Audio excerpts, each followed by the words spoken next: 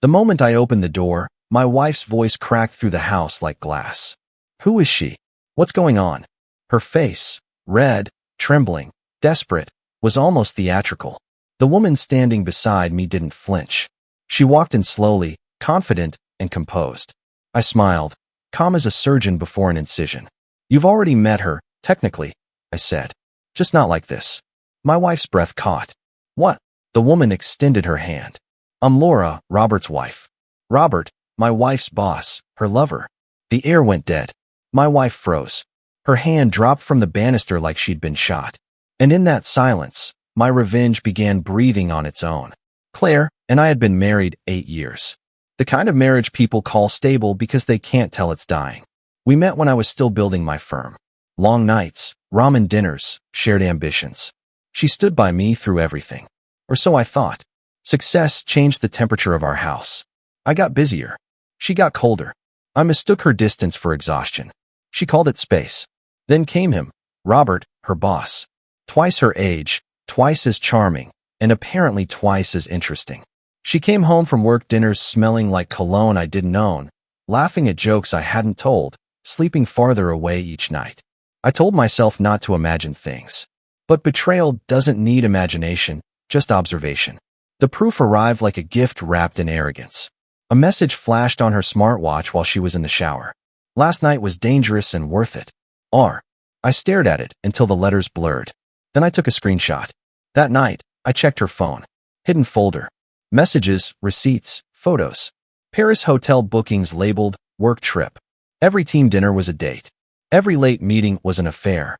I remember standing in the hallway, lights off, phone in hand, heart silent. I didn't confront her. I didn't rage. I just whispered to myself, noted. And from that moment forward, I wasn't her husband. I was her reckoning. My revenge wasn't fire. It was code, structured, precise. Step 1, information. I traced Robert's digital footprint, company records, credit trails, emails. I learned everything. Who he answered to, who funded him, who didn't know about her. Step 2, leverage. Turns out Robert's wife, Laura, wasn't just a spouse. She was the majority shareholder, the quiet power behind his empire. Step 3, introduction. I met Laura at a charity gala. She recognized my name, smiled politely, mentioned my wife worked for her husband. I nodded. Yes, I said. They're quite close. I saw her eyes narrow, curiosity blooming like a spark. Step 4, collaboration. Over coffee the next week, I showed her the proof. Every message, every lie. She didn't cry. She took out her phone, took photos, and said, I want in. Step 5, timing. We waited 2 months, long enough for Robert to commit a fatal corporate mistake. A hidden account, fraudulent reimbursements linked to his personal travel expenses my wife approved. When it was ready, I let it unfold naturally. On the day I came home with Laura, Robert was at work, blissfully unaware that his wife had already seized control of his company's accounts. Claire was at home scrolling through Instagram, pretending life was perfect. When I walked in with Laura, everything inside her collapsed at once. Shock, guilt, fear. Laura set her bag down and looked around. Nice place, she said, her tone surgical. Almost identical to the one Robert rented in Milan. Same color curtains, too. Claire's voice cracked. Please, this isn't. It is. I cut in. Every hotel, every lie, every dollar, recorded and shared. She turned to me, tears welling. You told her. I showed her, I said. She deserved to know who she married, just like I did.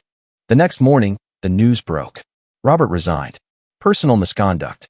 A leaked audit showed misuse of funds, falsified travel expenses, and inappropriate employee relationships. Claire was named in the report, terminated, no severance, no reference, nothing. By evening, Robert's wife was CEO, and his ex. When Claire showed up at my office that night, eyes swollen, shaking, I didn't look up from my desk. You destroyed me, she whispered. No, I said calmly. You self-destructed. I just handed you the mirror.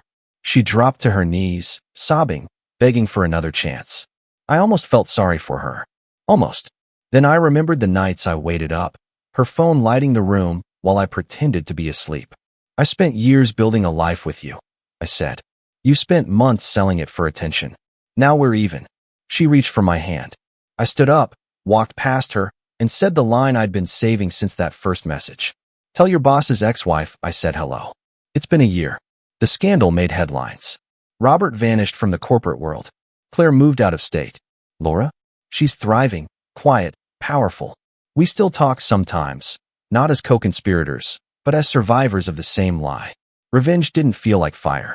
It felt like balance, like breathing air that finally belonged to me again. I didn't need to scream, break things, or beg for justice. I just needed patience. Because the thing about betrayal is it burns fast. But exposure? That burns forever. She thought she could hide her affair in the dark. I just turned on the lights and invited his wife to watch.